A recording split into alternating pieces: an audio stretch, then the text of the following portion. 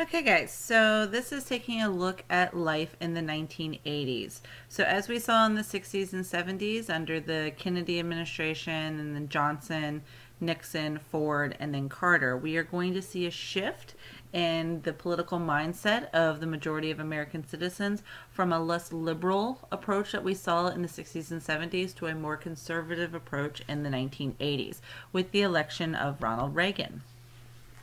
So by 1980, many American citizens were starting to associate with the more conservative mentality.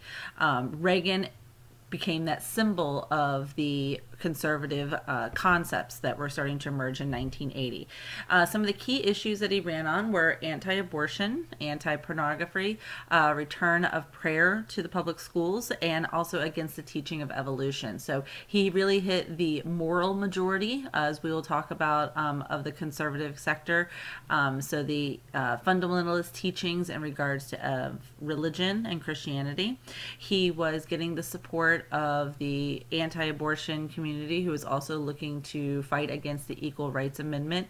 And he was hitting the silent majority, where many American citizens were looking for a return to what they considered normalcy, a return to a less chaotic and hectic time that they were seeing in the 70s during the counterculture movement and the remnants of the Vietnam War. So he is going to have an overwhelming victory. He's going up against Jimmy Carter. Now, Jimmy Carter is running for a second term, but Carter's second term is going to be plagued with his situation with the Iran hostage situation, where, Iranian revolutionaries had taken 50 members of the American embassy hostage, and they were held hostage for over a year, with Jimmy Carter seemingly doing nothing about it. So there's going to be a lot of conservative backlash. Jimmy Carter seemed very nervous as a leader, couldn't necessarily give a straight answer, where Ronald Reagan seemed very affable and kind of calm and charismatic to the American public. So he's going to have an overwhelming victory against Jimmy Carter. To the point that he won 489 electoral votes, where Jimmy Carter only won 49, and 43.9 million of voters sided with Reagan. So it was a landslide victory. So understanding a little bit about the background, the conservative backlash that we're going to see start to emerge in the late 1970s and what will help Ronald Reagan get elected in 1980. Many Americans started to become disillusioned with the, quote, new left. We talked about the new left with like the Students for a Democratic Society and members of the counterculture. They thought that the new left were taking the United States down a very dangerous and immoral path because of the free love lifestyle of the hippies and the anti-war protesters and fighting back against the government. Seemed that the new left lacked morality, and they lacked responsibility, to do one's duty for the country. So we start to see a swing back to the new right, is what they're going to be referred to as. And so the conservative movement started to grow in size. And we are going to see it, spread throughout the country. And so we started to see this a little bit with Nixon. Nixon ran on the campaign of the silent majority, that he was going to, the majority of American citizens supported the U.S. efforts in Vietnam, even though he is going to campaign to withdraw those troops. So this started with Nixon, but of course Nixon's scandal with Watergate, and then Ford pardoning Nixon, and the Iran hostage situation for Jimmy Carter is not going to give a lot of help to that growing political arena. So they're looking for new leadership in Reagan. And another group, again, that I mentioned before is the moral majority. So this is your evangelicals Christians or fundamentalist Christians, so who interpret the Bible literally and want to teach and live by the teachings of the Bible literally. So they are definitely proponents of not teaching evolution within the schools, and they do want to bring back the prayer in schools, because school prayer had been outlawed by the Supreme Court in 1962 on the basis of separation of church and state. So thinking about the goals of the conservative movement, and something that is going to be the agenda or kind of shape and mold the agenda of the Reagan administration is one, to shrink the size of the federal government and to reduce spending. Many people felt that the federal government had become too involved in American citizens' lives, dating all the way back to FDR and the New Deal. And so they're looking for the federal government to take a step back. More of a promotion of family values and patriotic ideals. So patriotism, not necessarily a full sense of nationalism, but the emphasis of the American family, and perhaps bringing us back a little bit to our 1950s values that we talked about. They also want to stimulate business, so they want to not only reduce federal government American lives, but also reduce the federal government regulations when it comes to business. They're hoping reducing government regulations in business and eventually lowering taxes would help stimulate the economy and start to lead to a boom. But with all of this being said, so the cutting of taxes and more money going back to the American people, they do want to increase their spending on national defense. And so Reagan is going to campaign to bring an end to the Cold War. So when Reagan comes into office, one of the first things that he is going to focus on is the American economy. And he does follow through with budget cuts. He says the federal government was spending way too much, and so he's going to make deep cuts in government spending, particularly in social programs. So the middle class is going to be okay, because he's not going to really target like Social Security or Medicare, which was the like health insurance to retirees or the elderly, or even the veterans' pensions. But he is going to heavily cut some of the social programs, particularly to those who are on the poverty line. So about 10% of the budget for programs such as urban mass transit, food stamps, welfare benefits, job training, Medicaid, which was health insurance for dependents, particularly children, school lunches, okay, so school lunch programs for students who could not afford lunch, and also student loans that students could take out to be able to go to college. They're going to see major cuts to their benefits under Reagan's administration. So this got nicknamed Reaganomics, because Reaganomics is what he calls supply side economics. This is a theory that if people had paid fewer taxes, they would save more money. So if you kept more money in your pocket, you'd be able to save more, which in turn, banks would have larger amounts of loans or money that are going to be kept into their deposits. And essentially that would allow banks to loan more money to businesses, which then they could invest in resources to improve productivity. And so if we improve productivity, we're going to have more supplies. And with more supplies, that's going to drive the prices of products down, which, continuing the cycle, people who have more money are able to buy more, which in turn continues the cycle. So Reagan was urging Congress to lower the income taxes by 25% over a 3-year period under Reaganomics. And this was to try to help as many citizens as possible. But we're going to see his tax cuts are primarily going to help the wealthy, and see very little support to those in lower socioeconomic situations.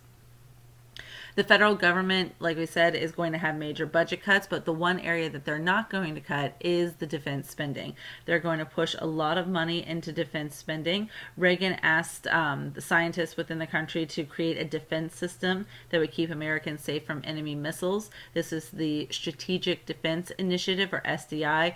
Later got nicknamed Star Wars because of the popular movie. But the Defense Department estimated that the system, this Strategic Defense Initiative, would cost trillions of dollars to be able to make. So we are going to see Reaganomics start to create some deficit spending for the United States. Looking at some of the social concerns, so some of the social issues that Reagan is going to deal with in his administration. One of the first growing concerns is the epidemic of AIDS. Doctors and scientists believe that AIDS may have started to emerge as early as the 1960s, but the late 1970s and into the early 1980s is when the AIDS epidemic really becomes a growing issue in the United States. AIDS is transmitted through bodily fluids, and most of the early victims of the disease were either homosexual men or intravenous drug users, so those who shared needles. But they will start to see heterosexual individuals start to contract the disease, whether that was through blood transfusions or other situations where one could contract the illness. So this is going to be something that begins to spread rapidly throughout the world and is still of a concern today. Another issue that Reagan is going to deal with socially is the issue of abortion. So prior to his administration in 1973, the Supreme Court ruled in Roe versus Wade that women had the right to obtain an abortion within the first 3 months of pregnancy. This, of course, created a large backlash of, the idea of right to life or pro-life versus pro-choice. And so both sides start to campaign and try to argue their side. And some of those protests did grow quite violent. And so we will see in July of 1999, Supreme Court ruled in Webster versus Reproductive Health Care Services that states had the right to impose new restrictions on abortion. So in the 1980s, what we'll start to see is abortion restrictions will vary from state to state. There will not be a national standard. Drug abuse was another growing concern. There were individuals in the United States who believed that drugs should be legalized so that it got rid of the black market or the illegal market of the drug trade. So it would hopefully reduce the number of gangs who were selling drugs illegally. However, others are looking to combat the addictive nature of certain drugs. So they hoped that the United States government would fund more treatment facilities to help those who are suffering from addiction. Ronald Reagan's wife, Nancy Reagan, is going to go on a national campaign with the slogan, "Just Say No to Drugs," to try to bring awareness to drug abuse. Education was another concern during the 1980s. A federal commission had issued a report on education titled A Nation at Risk. And the report revealed that American students were lagging behind most other industrial nations. It proved that 23 million Americans were unable to follow a simple instruction manual or even fill out a job application form. So these findings are going to promote greater pay and more money towards the school system. The commission actually recommended more homework for students to continue their education at home. They also call for longer school days and an extended school year. So this is going to revamp the education program within the United States. Also, they're going to put greater emphasis on the core subjects of English, math, as well as science and social studies. They also start to emphasize computer science. And so they were hoping that this would help boost the education and boost the competitiveness of American children and the education system on a more global scale. And then the growing concern of urban crisis. During this time, as we saw with Reaganomics, we're going to see a growing discrepancy of a larger growing wealthy class and a poor lower class within American society. And so during the 1970s, we're going to see, as we saw in the 70s, a large suburbanization, people moving into the suburbs or continuing that suburban lifestyle and still abandoning the urban area. So poor people and racial minorities were often left in the cities where they experience high unemployment, crumbling infrastructure, and so there is going to be a push to try to revive the urban areas and try to deal with the issue of homelessness and poverty within the United States. On a more political and foreign policy scale, the Cold War is continuing, and Reagan was going to campaign to bring an end to the Cold War. He's going to try to appear extremely strict towards the Soviet Union. At this time, the Soviet Union has new leadership under Mikhail Gorbachev, and Gorbachev himself is starting to look internally at the Soviet Union. He wants to initiate reform within the Soviet Union and the satellite nations.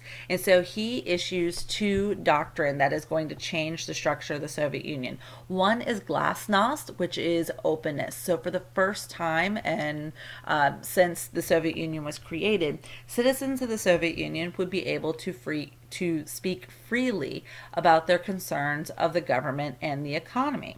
So they did not fear persecution, they did not fear retaliation or punishment by the government by essentially speaking their concerns and their frustrations. So the freedom of press and the lessening of repressive policies allowed the Soviet citizens to really start talking about their concerns. And one of their concerns was their lagging economy. Under the communist economy and government ownership of business, the quality of their products was considerably low. Most people were not buying Soviet-made vehicles because they weren't well made. A lot of the machinery was broken or they lacked access to materials. Also, those in the Soviet Union struggled. While they had money, their grocery stores were limited in the products that they had, and so oftentimes a black market was established to get the basic goods and needs that Soviet citizens needed. So this is where perestroika was a second initiative that Gorbachev is going to try to institute, where he allows for private ownership of business so that businesses can hold employees accountable. They can set a standard in regards to the quality of product that is being made. And if that quality is not met, you could be fired. So those are introducing concepts of capitalism into the communist economy, which is not going to make Gorbachev very popular amongst the other communist members within the Soviet Union, because he's starting to embrace what many consider to be the more Western or American way of economy. But this opens up a door and opportunity of negotiation between Ronald Reagan and Mikhail Gorbachev, which leads to INF, which essentially eliminated certain nuclear weapons from Europe and allowed for on-site inspection. So this is kind of a continuation of not just banning the further development of nuclear weapons, but this is actually taking away some of the nuclear weapons within the Soviet and the United States arsenals. And so with the institution of glasnost and perestroika, many of the satellite nations are going to embrace this new openness, being able to criticize and voice their concerns, and they actually call for free elections. And so some of the overthrow of communist leaders will be peaceful, just holding open elections and being able to elect a new leader, and some of them are going to take more physical effort to be able to overthrow, particularly in the country of Romania. So we'll see 14 nations declare their independence, and on November 9th, 1989 was a big deal because East Germany opened their country and essentially eliminated the Berlin Wall. Ronald Reagan had made a speech in West Germany asking Gorbachev to tear down this wall. And so when the Berlin Wall came down, it truly was a symbol of the crumbling of the communist regime and communism within Eastern Europe. By December of 1991, Gorbachev is going to resign. Communist leaders and members of his party actually tried to overthrow him earlier than that to establish new leadership, but that coup is going to be unsuccessful. So Gorbachev is going to resign and the Soviet Union will dissolve. So essentially the Soviet Union will no longer exist. By February of 1992, Boris Yeltsin will become the president of Russia, and he will continue to have dealings with George H.W. Bush, who will be president after Ronald Reagan. And so this is a picture of the celebration where the Berlin Wall was coming down. So you can see the graffiti that's on the western side. East Berliners were not able to get that close to the wall. But everybody came out that evening of November 9th they took sledgehammers, they took whatever they could to tear down that wall. And so it became a great celebration because it was not only the unification of the city of Berlin that had been separated for 28 years. But again, it truly was that symbol of communism coming to an end.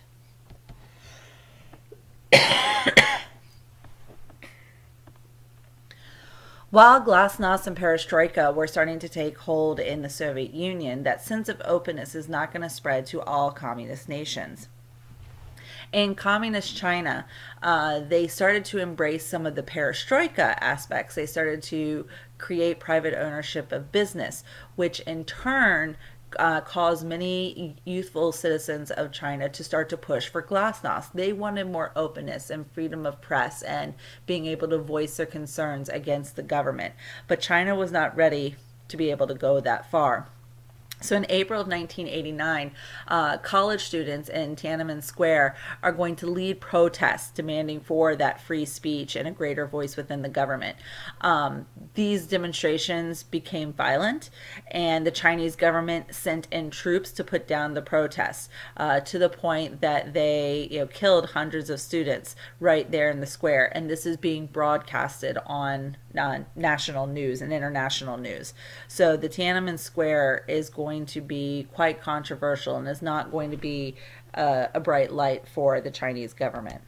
And this is a picture. You can see that one lone student who is standing there in Tiananmen Square, protesting for more freedom, as you see the government tanks coming in to break up the protest. Now, the last major issue that we're going to take a look at here in regards to Reagan's administration was the Iran-Contra scandal. And so this actually started out during the Carter administration in the Central American country of Nicaragua. The Somoza family had ruled in Nicaragua for 42 years, but they were criticized. Many people were looking for new leadership because the family rigged the elections and even assassinate political rivals. But between 1977, and 1979, there was a civil war that broke out. There were the Sandinistas, who were the rebels who were trying to break up the Somoza family.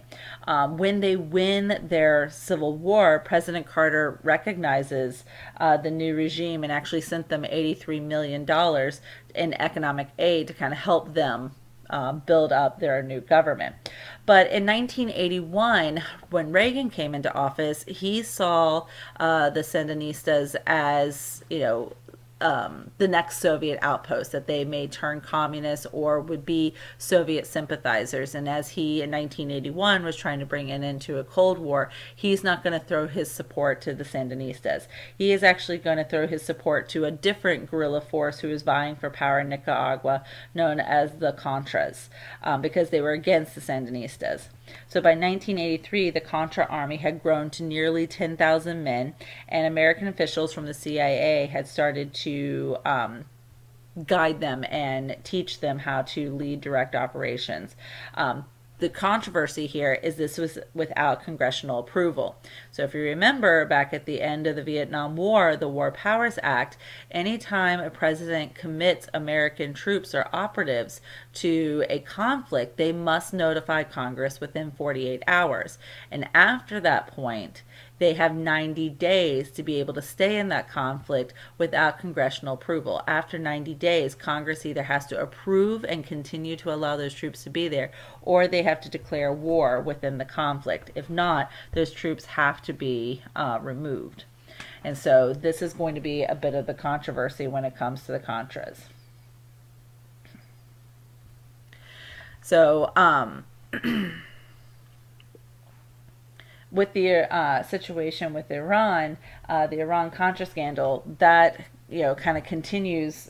There's not a direct connection between the country of Iran and Contra, but more of an exchange of money and resources. So in 1983, terrorist groups loyal to Iran took a number of Americans hostage in Lebanon. So this is not the same hostage situation that was under the Carter administration. This is something completely different. But here, Reagan denounced Iran and urged the United States allies not to sell arms to Iran because of the hostage situation in Lebanon. In 1985, he declared that America will never make concessions to terrorists.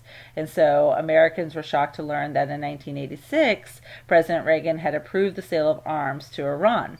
The exchange of for those sales, Iran promised to win the release of 7 American hostages. So he's saying, we're not going to negotiate with terrorists, yet he makes this deal with Iran to be able to get the hostages that were held in Lebanon out. The other concern that came, and this is where the connection with the Contras comes in, is that members of Reagan's staff actually sent part of the profits from those illegal sale of arms to the Contras in Nicaragua. And so this is another direct violation against congressional orders. And so President Reagan held a press conference in which to try to explain what had happened at the time.